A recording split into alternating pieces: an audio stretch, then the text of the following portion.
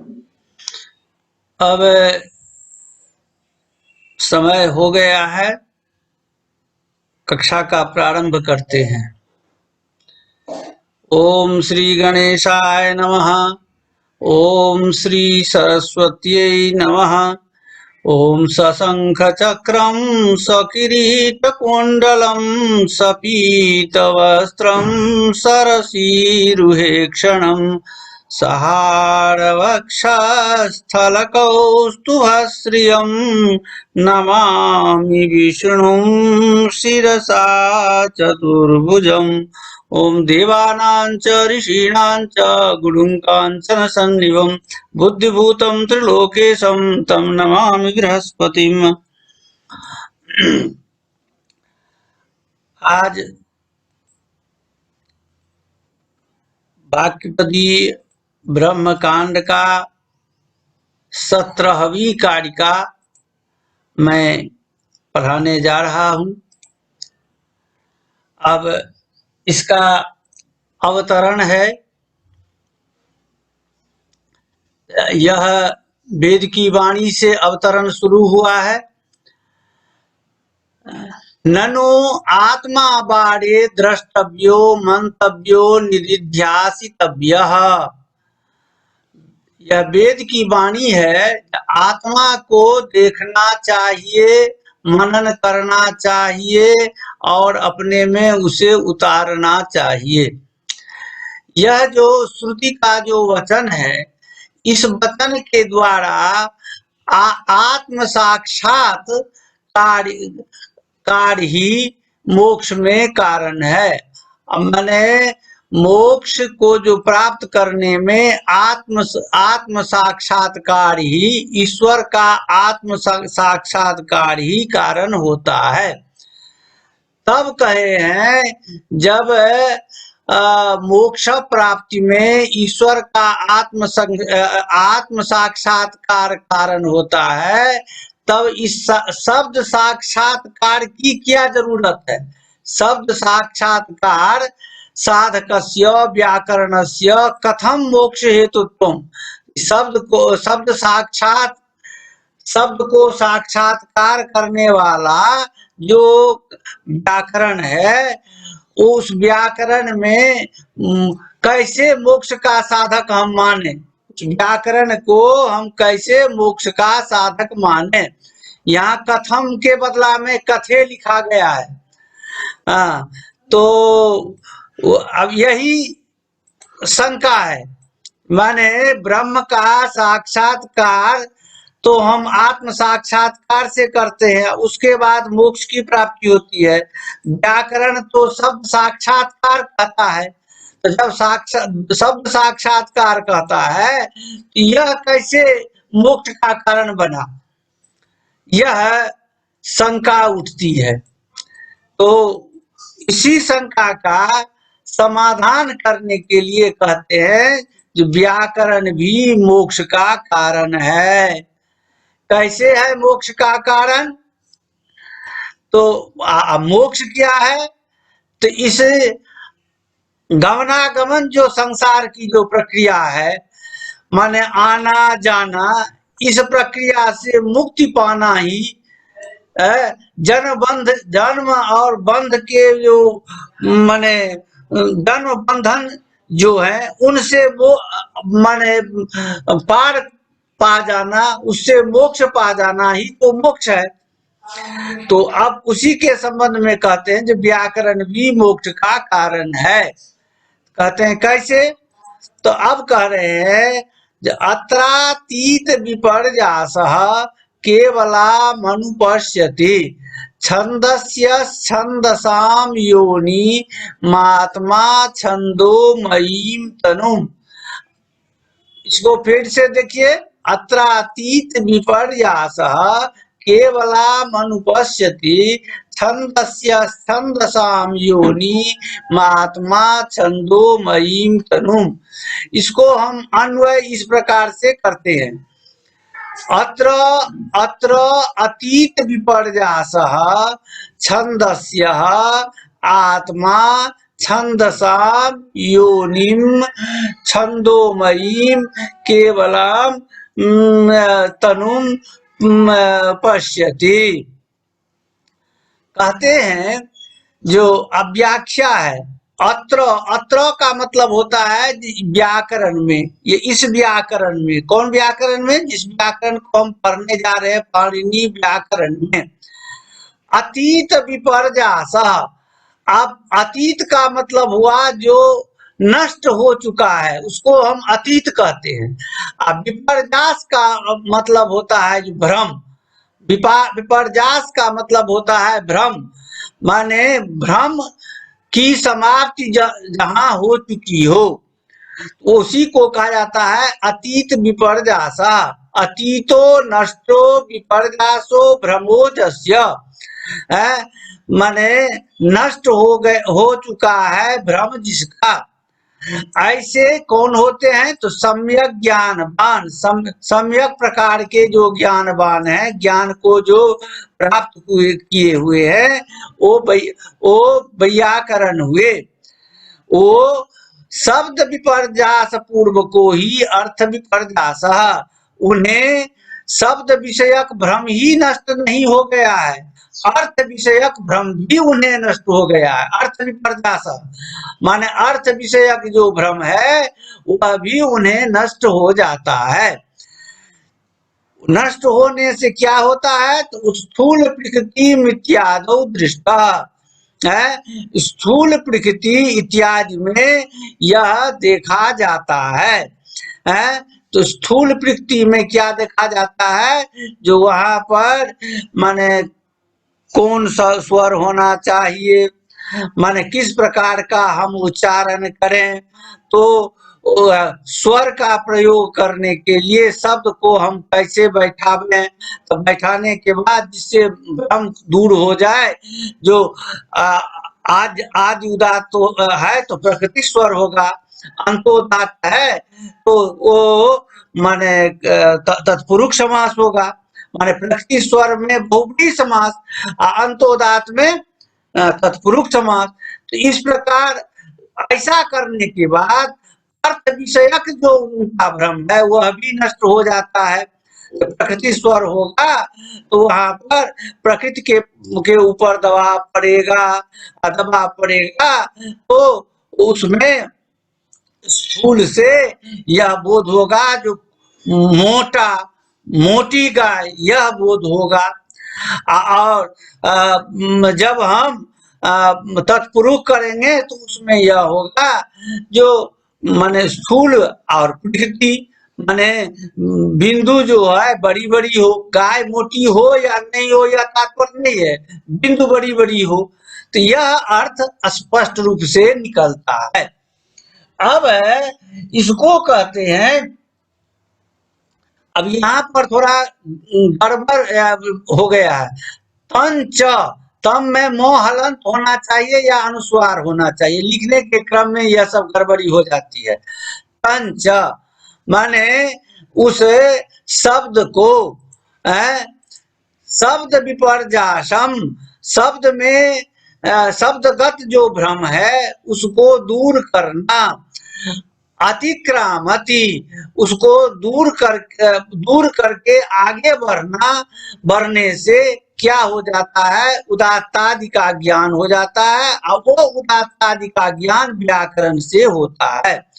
ततः व्याकरणात् अपगत शब्दार्थ विपर्यास सन, उसके बाद क्या होता है, जो व्याकरण में जो अपशब्द जन्य जो दोष है वह दोष दूर हो जाते हैं, तो शब्दगत जो भ्रम है वह दूर हो गया, अर्थगत भ्रम भी दूर हो जाता है। विपर्यास माने दूर होना, तो ऐसे शब्दगत भ्रम और अर्थगत भ्रम दूर होने वाले जो विद्वान हैं, जिन्हें साधु शब्द का सम्यक प्रकार का ज्ञान हो गया है, ऐसा जो वैयाकरण है सो वह छंदस्य, छंद से वेदाहिता, वो वेद के हित के कारण बन जाते हैं। वेद के कल्याण के कारण उनकी आत्मा बन जाती है और वो वेद के असली तत्व को ग्रहण करने में समर्थ होते हैं। तो वेद के असली तत्व को ग्रहण करने में समर्थ जो उनकी आत्मा है, वह आत्मा छंदसाम वेदानाम जोनिम, मोहलत कर, छंदसाम वेदानाम जोनिम। तो छंद माने वेद, वेदों की जो योनि है, योनि का मतलब यहाँ हुआ उत्पत्ति स्थान। वेद का उत्पत्ति स्थान कौन है? तो प्रणव है।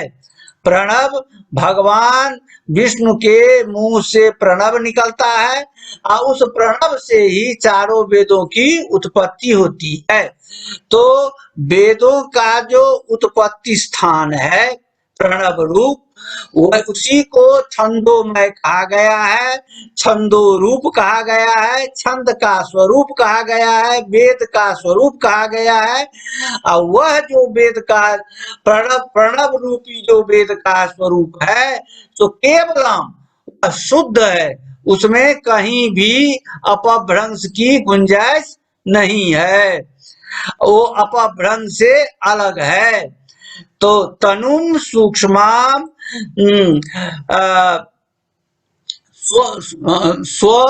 स्वरूप भूताम बा प्रणव रूपाम पश्यति।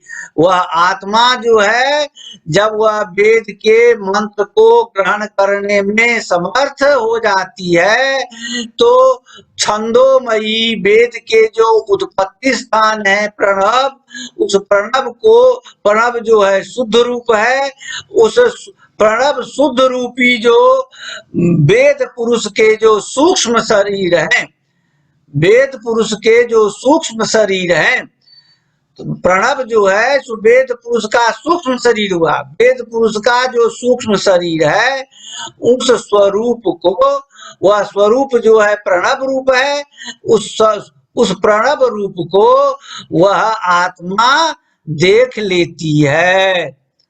उस आत्मा जो है उस प्रणव रूपी जो माने वेद के जो माने सूक्ष्म स्वरूप है, अनु माने यहाँ पर हुआ सूक्ष्म स्वरूप, सूक्ष्म स्वरूप जो है उसको देख लेती है। और देख लेने के बाद उनको क्या हो जाता है? तो शब्द से साक्षात्कार हो जाता है। जब उन्हें शब्द से साक्षात्कार हुआ, तब वह शब्द जो है क्या? तो ब्रह्म है। और शब्द का जब साक्षात्कार हो गया तो शब्द का ज्ञान हो गया, और जब शब्द का ज्ञान हो गया तो उन्हें ब्रह्म का भी ज्ञान हो जाता है। और जब ब्रह्म का ज्ञान हो जाता है तो उनको मोक्ष की प्राप्ति हो जाती है। इस प्रकार व्याकरण जो है सो मोक्ष को प्राप्त करने में, कराने में, व्याकरण मोक्ष को प्राप्त कराने में समर्थ है। इस प्रकार इस कारिका में यह बात भर्तृहरि ने कहा है, जो व्याकरण भी मोक्ष का कारण है। ठीक है। अब हम इसी बात को हिंदी में भी लिख दिए हैं। पाणिनि व्याकरण के ज्ञान होने से शब्द विषयक बुद्धि भ्रम दूर हो जाता है और मनुष्य को साधु शब्दों का ज्ञान हो जाता है। उस समय आत्मा वेदों के ज्ञान में समर्थ हो जाता है और वेदों की छंद रूपी शुद्ध सूक्ष्म प्रणव रूपी जो ब्रह्म के शरीर हैं, उस शरीर को देख लेता है। इस प्रकार पश्यंती बाघ रूपी जो जीव है, उस जीव का साक्षात्कार होना, यानी पश्यंती बाघ का साक्षात्कार होना ही आत्म साक्षात्कार माना जाता है और उन दोनों में कोई भेद नहीं है। अतः शब्द साक्षात्कार के द्वारा व्याकरण मोक्ष प्रदान करता है। ठीक है। अब हम आगे बढ़ते हैं 18वीं कारिका में। 18वीं कारिका का अवतरण है जो परब्रह्मणो व्याकरण वेदता उपादनाय शब्द ब्रह्म रूपताम पंचभी श्लोके आह। कहते हैं जो परब्रह्म जो है तो व्याकरण के द्वारा जाना जा सकता है। इस बात को कहने के लिए अब जो शब्द ब्रह्म से परब्रह्म को भी जाना जाता है, इस बात को प्रतिपादन करने के लिए आगे 5 श्लोक हैं। उन 5 श्लोक के द्वारा इस बात का प्रतिपादन किया गया है। क्या है तो प्रत्यस्तमित भेदाया यद वाचो रूपमुत्तमम यदस्मिन्नेव तमसि ज्योति शुद्धम विवर्तते। अब कहा गया इसका अन्वय जो देखें जो प्रत्यस्तमित भेदाया वाचः जत उत्तमम शुद्धम ज्योति तस्मिन्नेव तमसि वर्तते।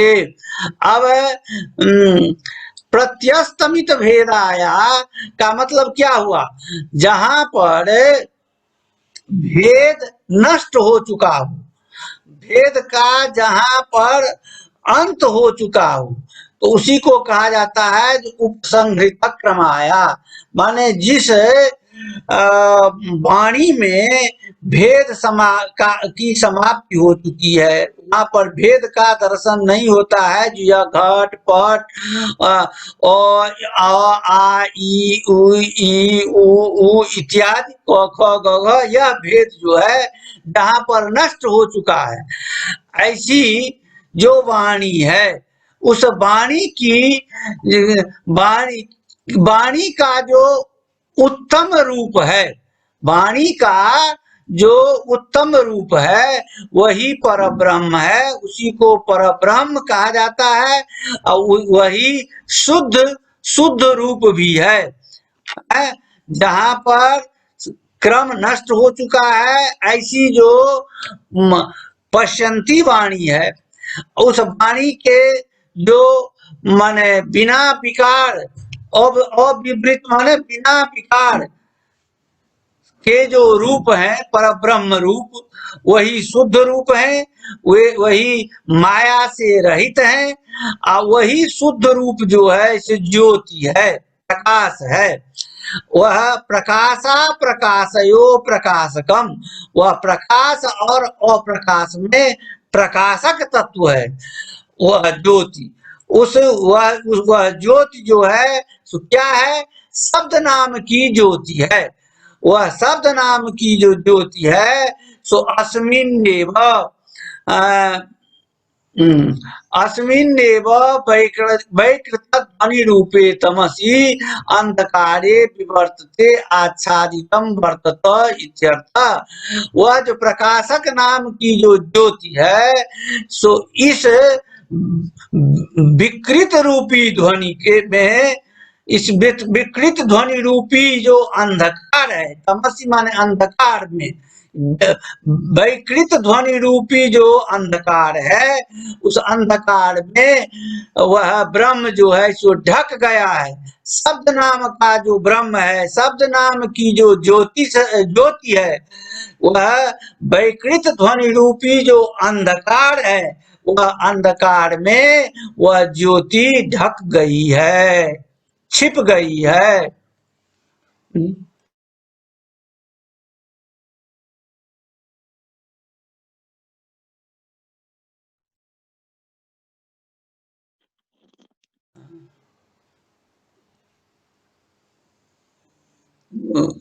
कुछ आदमी प्रतीक्षारत हैं, वो कनेक्ट नहीं हो रहे हैं। हाँ, उनको थोड़ा कनेक्ट कर रहे हैं।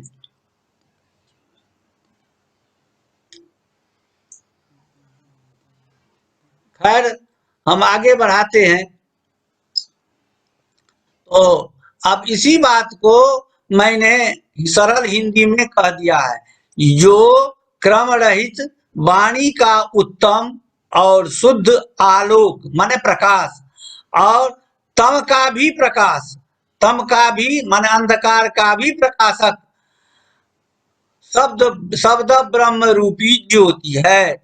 वह वह इसी वैकृत ध्वनि रूपी अंधकार में छिपी हुई है, इसी वैकृत ध्वनि रूपी अंधकार में छिपी हुई है। अब यह यहाँ पर यह नवीन बात आ जाती है, जो यह वैकृत ध्वनि क्या है, जिस वैकृत ध्वनि में वो शब्द नाम की ज्योति छुपी हुई है, वह वैकृत ध्वनि क्या है।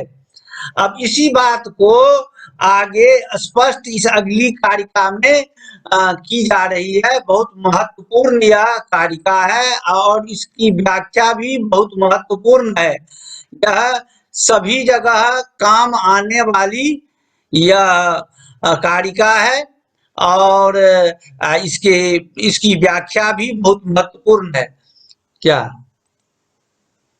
एक एक मिनट,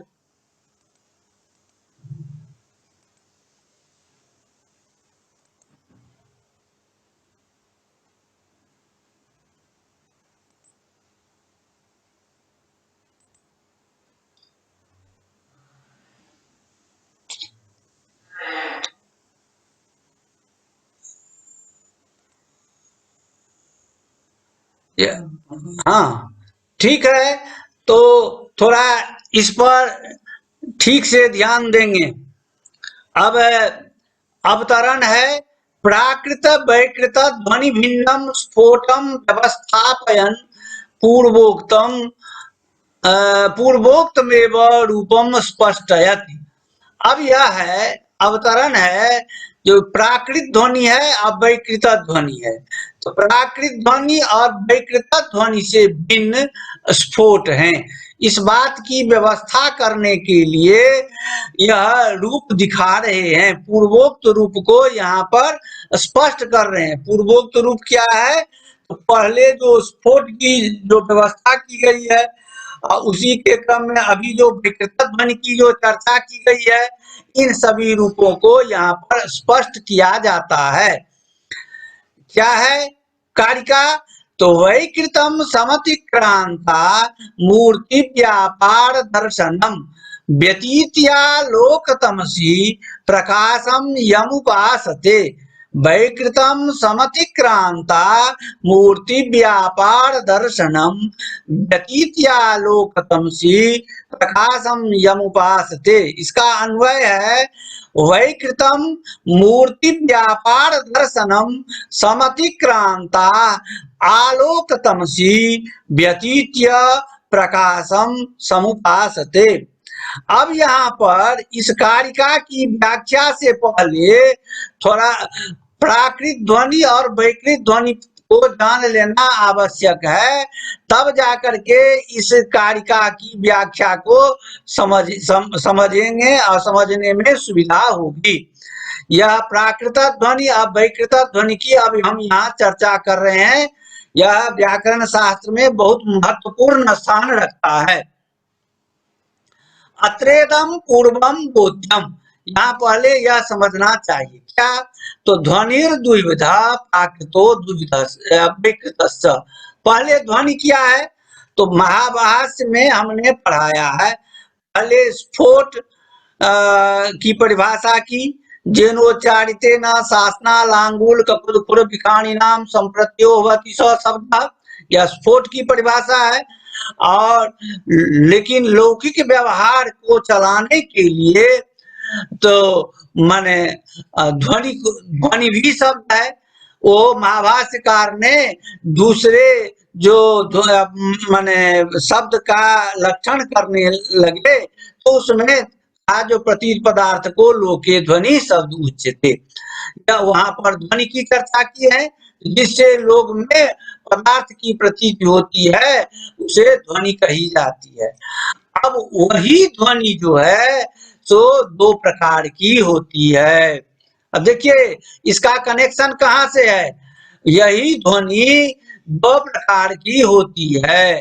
कौन कौन, तो प्राकृत और वैकृत। प्राकृत क्या है, अत्र प्रकृतौ स्फोटे भवः प्राकृतः स्फोटाभिव्यंजक इति यावत्। कहते हैं तो प्रकृति में प्रकृति का मतलब यहाँ हुआ स्फोट। इस प्राकृत ध्वनि का प्रकृति क्या है? मूल स्थान, उत्पत्ति स्थान कौन है? तो स्फोट है। तो स्फोटे भवः प्राकृत माने प्रकृति, यानी स्फोट में उत्पन्न लेने वाला जो है वह प्राकृत कहलाता है।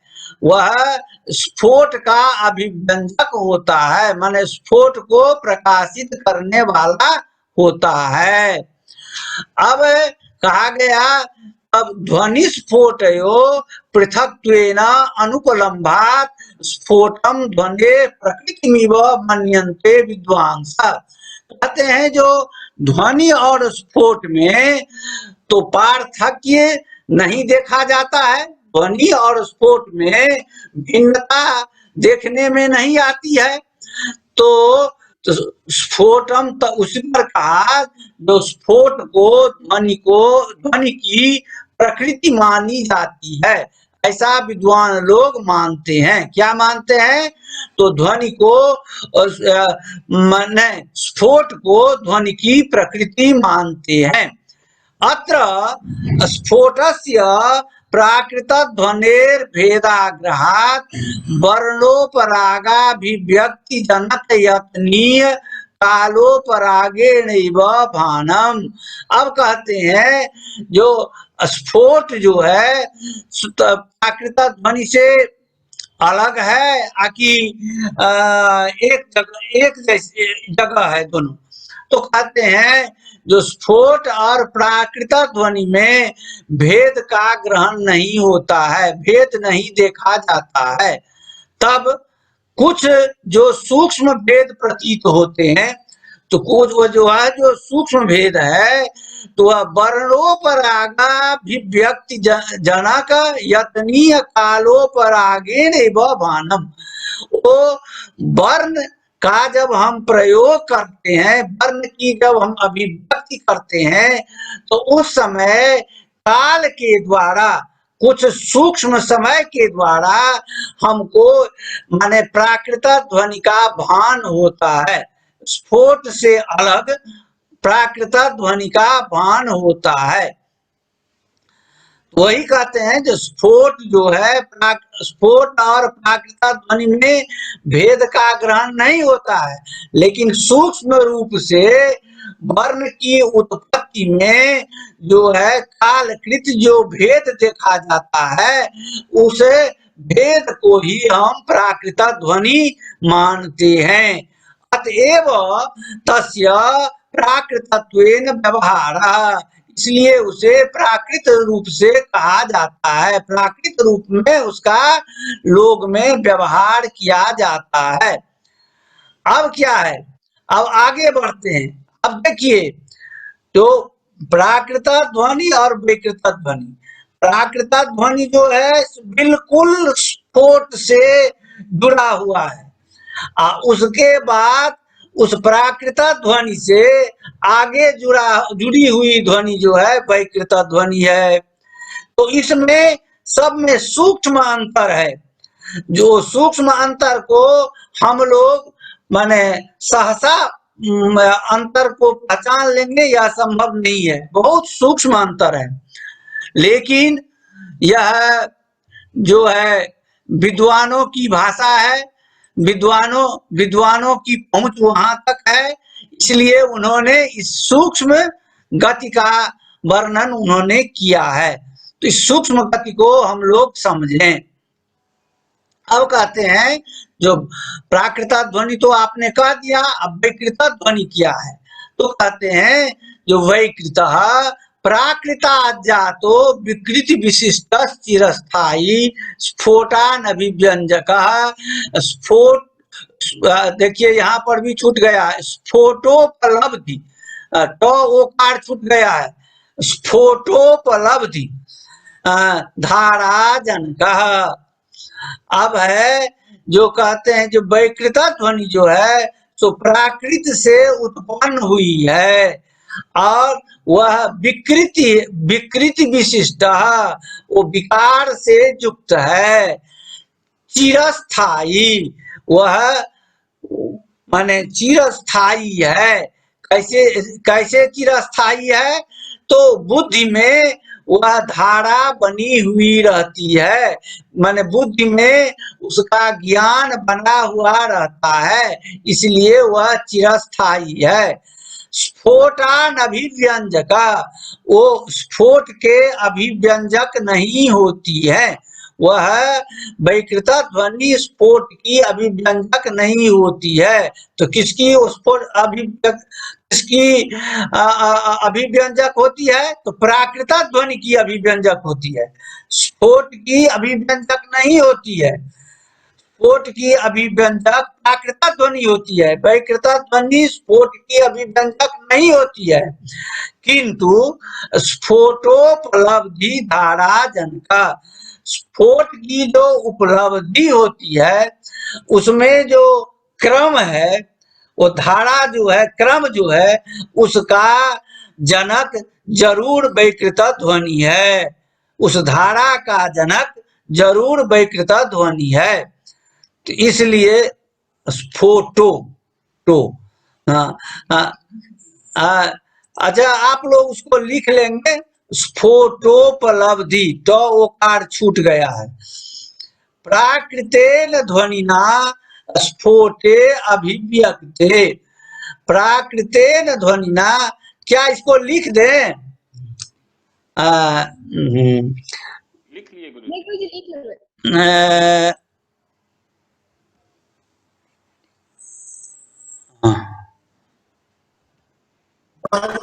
हाँ ठीक है।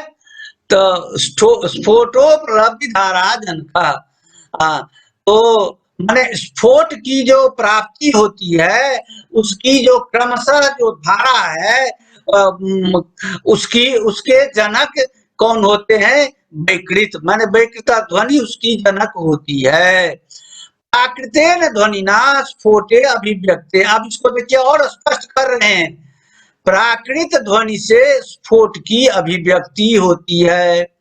तदुत्तर काल भावी ध्वनि स्फोटात् विलक्षण उपलभ्यते, और उसके बाद उसके उत्तर काल में जो ध्वनि जो है स्फोटात् विलक्षण, स्फोट से एक विलक्षण ध्वनि उत्पन्न होती है। विलक्षण ध्वनि को हम लोग प्राप्त करते हैं।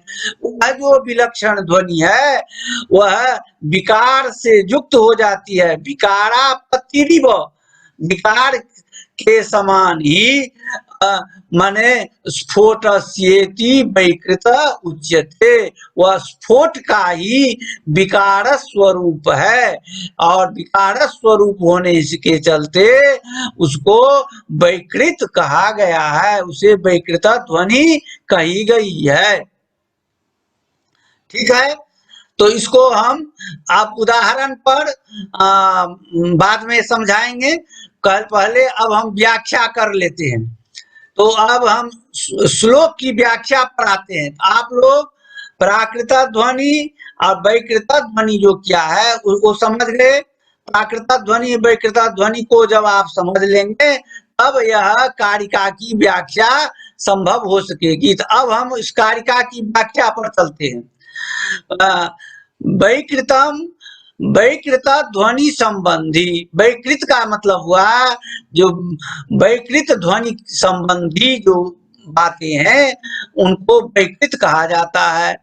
मूर्ति व्यापार दर्शनम, देखिए यहाँ पर मूर्ति का अर्थ होता है देश, अब व्यापार का अर्थ होता है काल, क्रिया से उपलक्षित जो काल है वो काल, यानी मूर्ति व्यापार का अर्थ हुआ देश और काल। मूर्ति और व्यापार का अर्थ हुआ देश और काल। तो देश काल का दर्शन, देश काल का दर्शन माने अनुभव करना, दर्शनम अनुभवम, अनुभव करना। देश काल भेदम मतलब हुआ देश काल भेद। वैकृत ध्वनि जो है सो देश काल के भेद से, अर्थ क्या हुआ? वैकृत ध्वनि देश काल के भेद से समतिक्रांता, स्फोटे अनारोपयन्तः।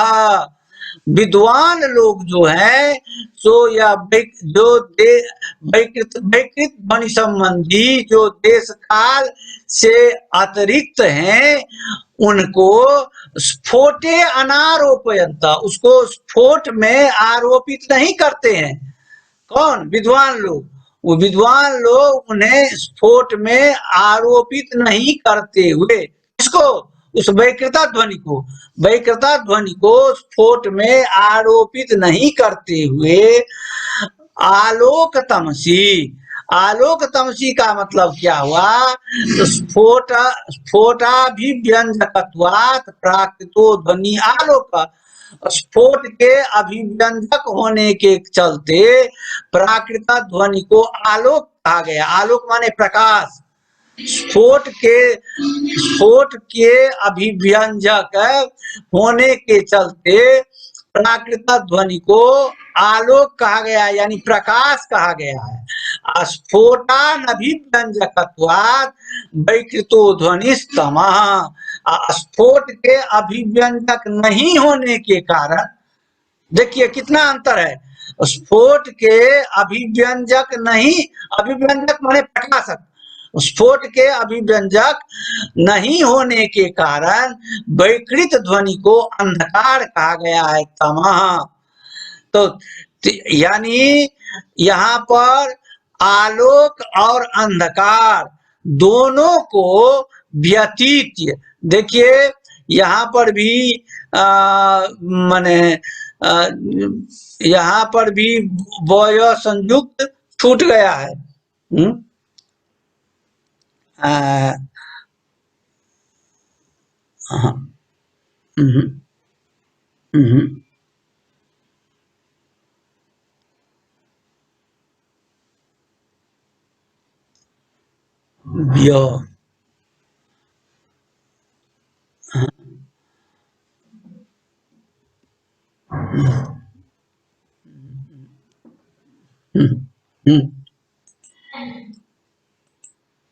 अच्छा, उसको ठीक कर लेंगे।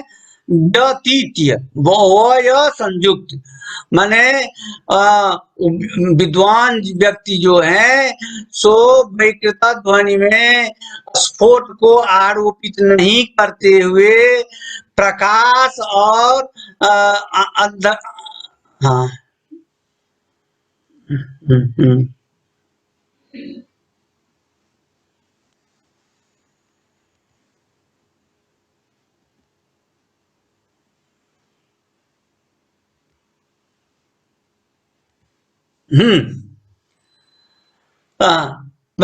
प्रकाश और अंधकार को भी पार कर, लांग कर, अतिक्रम में माने लांग कर, प्रकाश और अंधकार, प्रकाश जो हो गया प्राकृत ध्वनि, अंधकार जो है विकृत ध्वनि, उन दोनों को लांग करके स्थित जो माने दोनों को माने लांग करके और प्राकृत और वैकृत ध्वनि से भिन्न जो प्रकाश रूप जो है स्फोट, जो प्राकृत और वैकृत ध्वनि से भिन्न है, तो कौन होंगे? स्फोट होंगे।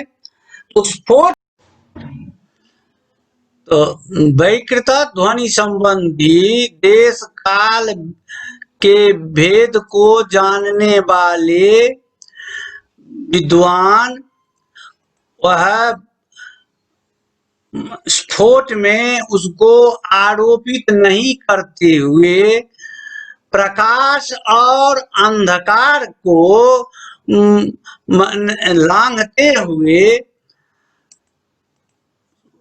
प्रकाश नाम, स्फोट नाम का जो प्रकाश है, स्फोटा प्रकाशम माने स्फोटाख्यम, स्फोट नाम का जो प्रकाश है उस प्रकाश को जानते हैं। अब इसको थोड़ा ठीक से समझ लीजिए, माने वैकृत संबंधी माने वैकृत ध्वनि संबंधी जो उनका देश और काल है उसको माने देश और काल के भेद को दूर करने वाले जो विद्वान व्यक्ति हैं, तो उस वैकृत ध्वनि को उसमें आरोपित, स्फोट में आरोपित नहीं करते हुए आलोक और अंधकार, आलोक प्राकृत ध्वनि, अंधकार विकृत ध्वनि, इन दोनों ध्वनि के और अनभिव्यंजक, इन दोनों के जो अनभिव्यंजक हैं वो इन अनभिव्यंजक कौन हुए? तो प्राकृत ध्वनि और वैकृत ध्वनि, इन दोनों ध्वनि को अतिक्रमण करके, इन दोनों ध्वनि को पार करके प्रकाश नाम के जो स्फोट हैं उस स्फोट को जानते हैं। अब इसका अर्थ थोड़ा देखें। कहते हैं जो विद्वान लोग वैकृत ध्वनि और वैकृत ध्वनि से संबद्ध जो मूर्ति देश, व्यापार माने क्रिया और क्रिया से उपलक्षित जो काल, काल के अनुभव, अनुभव माने प्रतीत को स्फोट में बिना माने स्फोट में बिना आरोपित किए हुए ही आलोक माने प्राकृत ध्वनि और तम वैकृत ध्वनि, इन दोनों से अलग प्रकाश नाम का जो स्फोट है उस स्फोट को ज्ञान प्राप्त करते हैं। अर्थात स्फोट एक है और वह प्राकृत ध्वनि और वैकृत ध्वनि से अलग है। अब हम यहाँ पर अब एक बात और साफ कर देते हैं। अब एक बात और हम यह साफ कर देते हैं, जो प्राकृत ध्वनि और वैकृत ध्वनि की जो हमने व्याख्या की है तो उसमें कहा गया है जो प्राकृत ध्वनि और वैकृत ध्वनि जो है सो अब उसका उदाहरण दिया गया है। क्या उदाहरण दिया गया है? जो कहते हैं, जो देखिए रात है, अंधेरी रात है, उस घर में घड़ा भरा हुआ है, कुम्हार के घर में घड़ा भरा हुआ है। अंधेरी रात में यह प्रतीत नहीं होता है जो घड़ा छोटा है कि बड़ा है कि कितनी संख्या में है, ये सब प्रतीत नहीं होता है। किंतु सूर्य के उदय होने के बाद हम उस घड़ा को ठीक से देख लेते हैं और देखने के बाद उसको हमको माने गिनने में भी सुविधा होती है। तो लेकिन वह सूर्य का जो प्रकाश है वह घड़ा में कुछ विलक्षणता उत्पन्न नहीं करता है। सूर्य का प्रकाश जो है घड़ा में कोई विलक्षणता उत्पन्न नहीं करता है, किंतु केवल वो प्रकाशित कर देता है। उसी प्रकार यहाँ पर जो यह जो माने ध्वनि जो है तो वही कहते हैं जो वह ध्वनि जो प्राकृत ध्वनि के द्वारा अभिव्यक्त, उसके बाद उसके उत्तर क्षण में अभिव्यक्त कौन होती है? तो वैकृत ध्वनि होती है। वह वैकृत ध्वनि जो है शब्द विषयक जो बुद्धि धार है, बुद्धि की जो धारा है, शब्द विषयक बुद्धि धारा क्या हुई? तो स्फोट है, उसके बाद प्राकृत ध्वनि है, उसके बाद वैकृत ध्वनि है, यही धारा है। तो शब्द विषयक जो बुद्धि धारा है वो उस बुद्धि धारा को वो प्रकाशित करती है, उस बुद्धि धारा को उत्पन्न करती है। उस बुद्धि धारा को उत्पन्न करती हुई शब्द को वो प्रकाशित करने में समर्थ नहीं होती है। कौन? वैकृत ध्वनि। वह स्फोट की उपलब्धि की धारा को उत्पन्न करते हुए वह शब्द में कोई विलक्षणता नहीं लाती है, केवल वो धारा को प्रकट कर देती है। इसलिए कहा गया है जो वैकृत ध्वनि जो है सो स्फोट से मिला हुआ है, वो मिला स्फोट से मिलते हुए भी वह वैकृत ध्वनि जो है सो वो केवल उपलक्षण मात्र है, परिचायक मात्र है। और वैकृत ध्वनिगत जो है तो देश काल भेद है, वह देश काल भेद स्फोट में आरोपित नहीं होते हैं। वह देश काल भेद जो है सो वैकृत ध्वनि में आरोपित होते हैं। और वैकृत ध्वनि जो है सो शब्द में कोई चमत्कार नहीं लाता है, केवल वह एक क्रमगत धारा को वह वैकृत ध्वनि उत्पन्न करती है। यही है स्फोट प्राकृत ध्वनि और वैकृत ध्वनि। यह बहुत व्याकरण का एक माने बहुत उत्तम पक्ष है, इसको ढंग से समझना है। इसलिए इसको हम इसमें थोड़ा अधिक समय दे करके आप लोगों को समझा दिए हैं। और जहां जो कोई संदेह हो तो फिर बाद में पूछेंगे। और यदि अभी कोई संदेह हो तो जब फिर से जब रिकॉर्डिंग शुरू हो गया है तो आप लोग प्रश्न कर सकते हैं। कोई यदि प्रश्न हो तो आप लोग प्रश्न करें।